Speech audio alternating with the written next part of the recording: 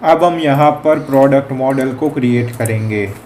तो product model को create करने के लिए हमें यहाँ पर लिखना है क्लास, फिर प्रोडक्ट, फिर उसके अंदर मॉडल डॉट मॉडल। फिर हम यहाँ पर कौन कौन सी फील्ड लगाएंगे। तो सबसे पहले तो होगी unique ID,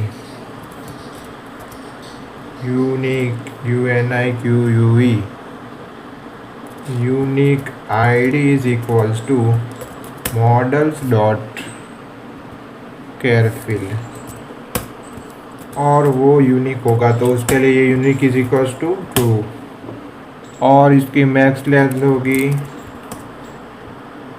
200, null is equals to true, null is equals to false. ये नल नहीं हो सकता।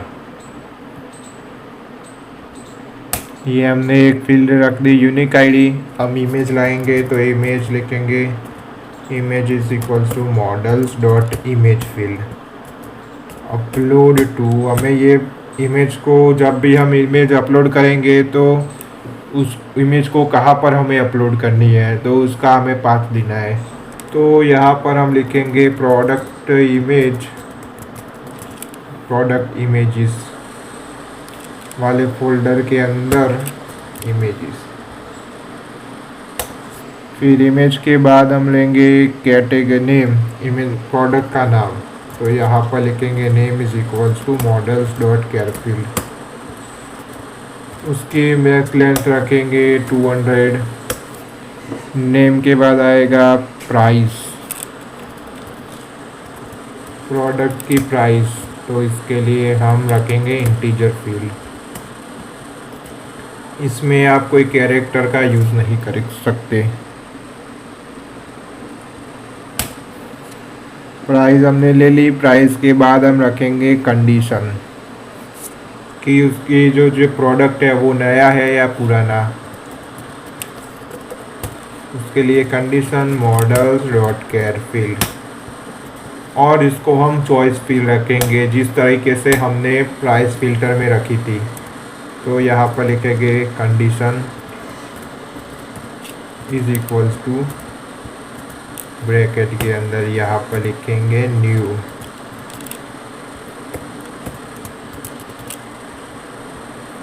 और एक और ब्रैकेट क्रिएट करेंगे और इसमें रखेंगे ओल्ड।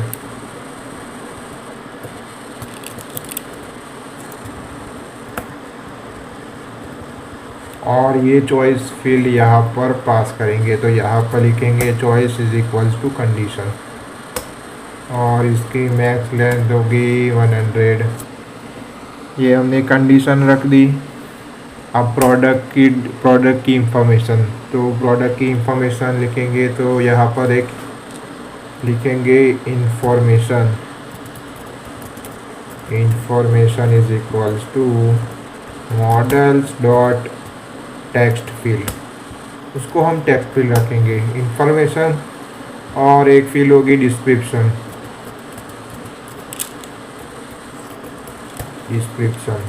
उसको भी हम रखेंगे टेक्स्ट फील्ड। ये भी हमने कर दी टेक्स्ट फील्ड। अब यहाँ पर एक और फील्ड होगी स्टॉक की, ये प्रोडक्ट अभी स्टॉक में है या वो अनस्टॉक हो गया है। तो यहाँ पर लिखेंगे stock is equals to models dot char field, उसको भी हम चॉइस फील्ड रखेंगे। तो उसके लिए भी हमें यहाँ पर चॉइस देनी पड़ेगी, जिसको हम कैपिटल में लिखेंगे। चॉइस इज इक्वल्स टू, यहाँ पर लिखेंगे न्यू,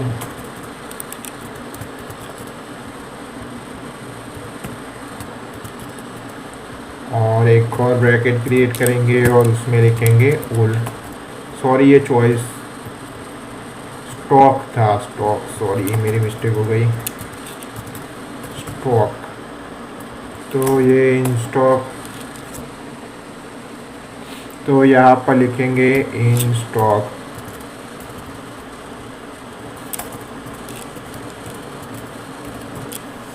और यहाँ पर लिखेंगे आउट ऑफ स्टॉक।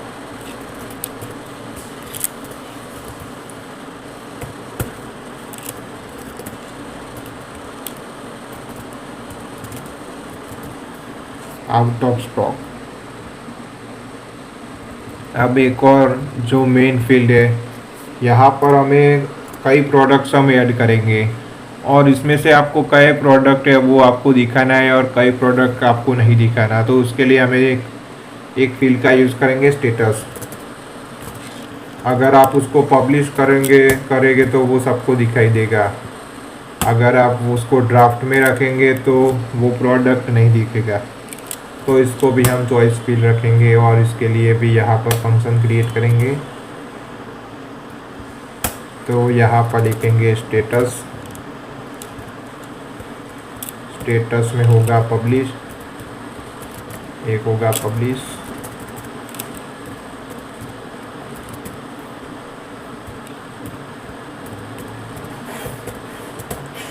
और एक होगा draft.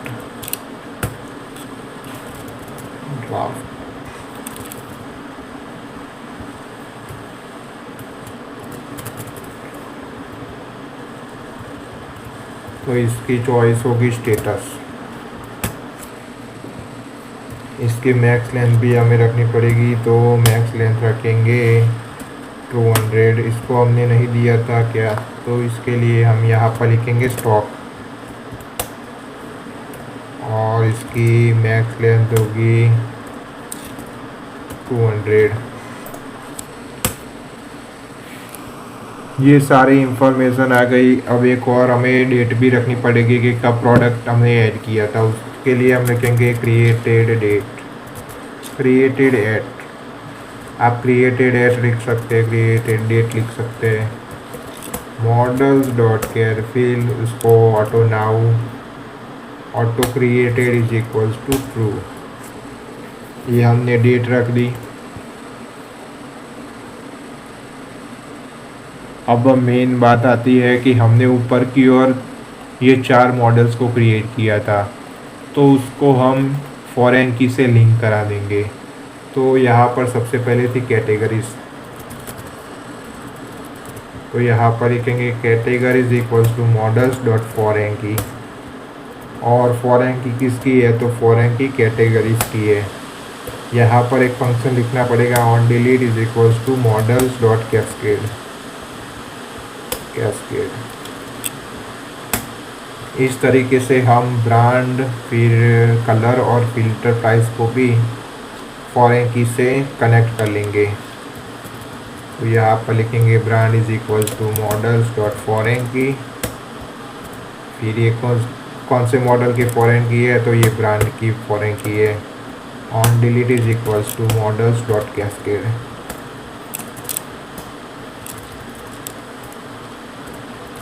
Colour is equals to models dot foreign key. Colour on delete is equals to models dot cascade.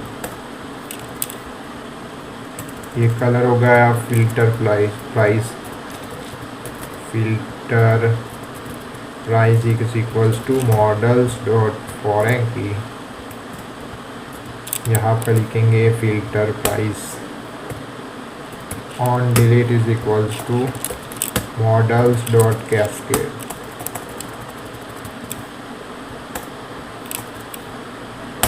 ये हमने जो ऊपर की और 4 मॉडल्स क्रिएट किए थे उसको हमने फॉरेन की से लिंक कर लिए। अब हमें ये जो यूनिक आईडी हमने क्रिएट की थी तो वो अपने आप आ जाए, इसके लिए ये हमने सबसे पहले यूनिक आईडी को क्रिएट किया था। तो ये फील्ड को हम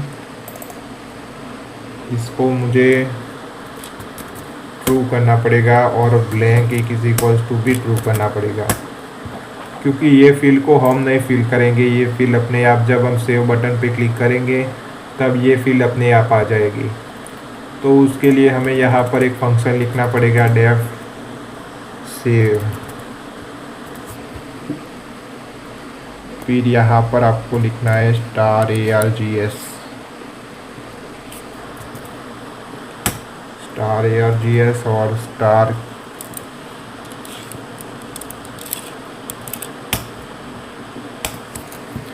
यहाँ पर हम फंक्शन लिखेंगे इफ सेल्फ डॉट यूनिक की unique ID unique id is a none and self dot created date, यहाँ पर हमने लिखा था created date। तो बीच में ये डेट ले लेगा। ये जो आईडी आएगी उसमें पहले हम 2 अंक रखेंगे, फिर जो डेट और टाइम होगा हमारा, तो डेट टाइम और सेकंड्स के हिसाब से वो ये अपनी यूनिक आईडी जनरेट करेगा। तो यहाँ पर लिखेंगे सेल्फ डॉट आईडी।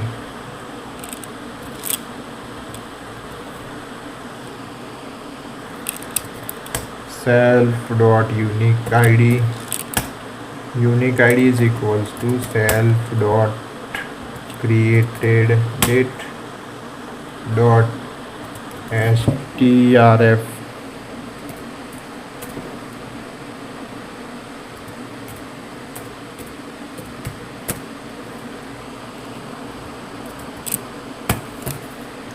यहाँ पर हम सबसे पहले तो आप कोई भी अंक ले सकते हैं, मैंने 75 ले लिया। 75 फिक्स है, वो अंक आएगा। फिर आपको परसेंटाइल लिखना है, फिर बीच में आपको y लिखना है कैपिटल में। ये हमने y लिख लिया, फिर आपको y मीन्स ईयर, फिर परसेंटाइल, फिर m, ये हमने m को आपको स्मॉल लिखना है m, फिर परसेंटाइल, ईयर, मंथ और डे। तो डे के लिए हम लिखेंगे d और 74 तो हम लेंगे 23 plus str self dot ID और इसको हम यहाँ पर रिटर्न कर देंगे। Return super dot save, bracket में लिखेंगे ERGS एंड TWRGS। और यहाँ पर एक दिक्कत है कि यहाँ पर हमने ये जो क्रिएटेड डेट है, तो क्रिएटेड डेट में आएगा क्या, तो क्रिएटेड डेट में सिर्फ डेट ही मिल रही है। तो अगर हम एक डेट में 2 प्रोडक्ट ऐड करेंगे तो ये तो यूनिक है, ये एक जैसे यूनिक आईडी यहाँ पर हो नहीं सकती। तो एक प्रोडक्ट तो ऐड हो जाएगा, पर हम दूसरे प्रोडक्ट को उसी टाइम पे ऐड करेंगे तो वो नहीं होगा। तो उसके लिए हमें यहाँ पर ये जो डेट है इसकी जगह पर हमें लिखना पड़ेगा default is equals to time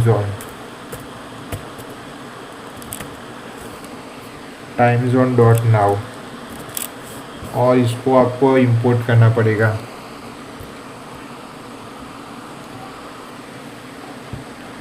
तो इसको आपको ऊपर की ओर आना है और यहाँ पर उसको इंपोर्ट कर देना है। उसके लिए from Django dot utility import time zone. अब ये एरर चली जानी चाहिए। तो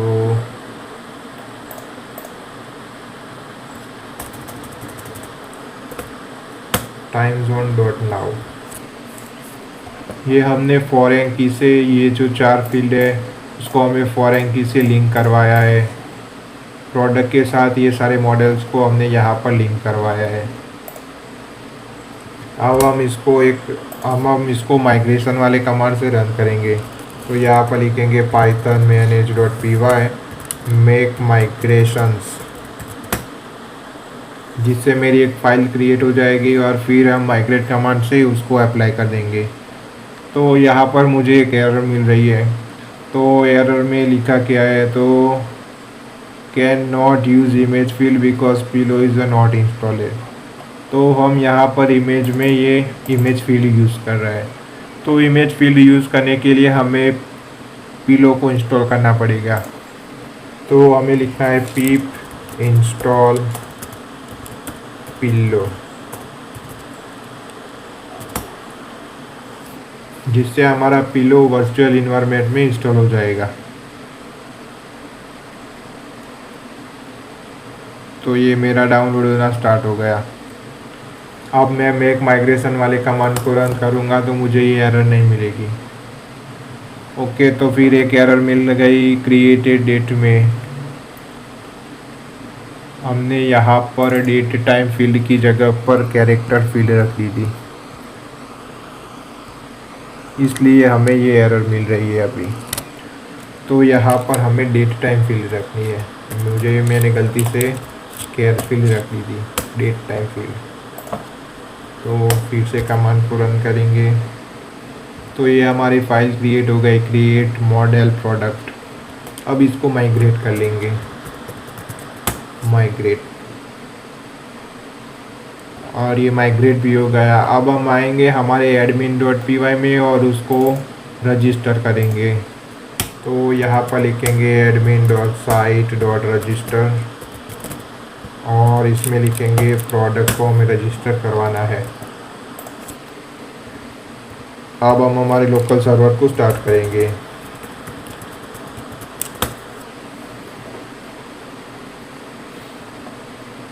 ये हमारा लोकल सर्वर स्टार्ट हो गया। अब हम इसको हमारी एडमिन पैनल में देख सकते हैं। तो ये आ गया हमारा प्रोडक्ट का मॉडल, जो हमारा प्रोडक्ट था वो। यहाँ पर यूनिक आईडी है, इमेज है, नेम, प्राइस, कंडीशन, इसकी कंडीशन न्यू है या ओल्ड, इंफॉर्मेशन है, डिस्क्रिप्शन है, स्टॉक है, इन स्टॉक है या आउट ऑफ स्टॉक है, उसका स्टेटस, आपको इसको पब्लिश करना है या ड्राफ्ट में रखना है। अगर आप पब्लिश करेंगे तभी वो प्रोडक्ट हमें यहाँ पर दिखेंगी। मैं आपको बताता हूँ कि ये होम पेज 2, अगर आप उसको पब्लिश करोगे तभी वो प्रोडक्ट आपको यहाँ पर दिखाई देगी, वरना आपको ये अगर आप ड्राफ्ट में रखोगे तो वो नहीं दिखेगी, ड्राफ्ट में रखोगे तो वो नहीं दिखेगी, पब्लिश करोगे तभी वो दिखेगी। और ये क्रिएटेड डेट और टाइम वो अपने हिसाब से ले लेगा ये। फिर नीचे की और कैटेगरी, जब ये कैटेगरी में कुछ आप यहाँ से भी ऐड कर सकते हैं कैटेगरी को, और आप यहाँ से भी ऐड कर सकते हैं। जब कोई कैटेगरी को ऐड करोगे तो यहाँ पर वो कैटेगरी बताएगी और वहाँ से आपको चूज़ कर लेना है कि ये कौन सी कैटेगरी का प्रोडक्ट है। फिर आप यहाँ से ब्रांड को भी ऐड कर सकते हैं और यहाँ से चूज़ कर सकते हैं। इस तरीके से आपको सारा ये कुछ प्रोडक्ट है आपको ऐड कर लेनी है। अगर आपको ये वीडियो अच्छी लगी हो तो प्लीज़ वीडियो को लाइक कर देना और चैनल को भी सब्सक्राइब कर देना।